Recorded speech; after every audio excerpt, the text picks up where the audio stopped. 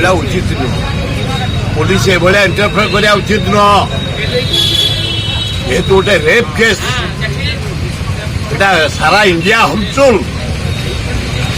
सारा इंडिया पड़ुची उठुची निजे ममता बनर्जी मुख्यमंत्री अवस्था शोचनीय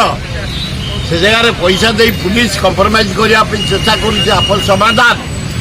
हवा उचित नुह पनिशमेंट दिखाई हवा दरकार रूल चेंज कर दिखाई रेप केस इमिडिएट फांसी दि बर तुरंत केमती फांसी पाइबे सरकार तनाहना कर आयोजन करतु कंप्रोमाइज परिवर्ते जेहेतु से दंड कर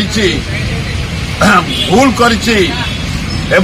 आईन के हाथ को नहीं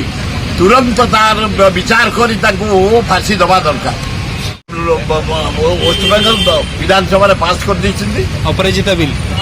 तेणु जिते पास से आईन टा लागू रेप कर अरेस्ट अच्छी तुरंत विचार कर तुरंत फांसी देले आम अत्यंत खुशी हबू एवं सारा ओडिशा रे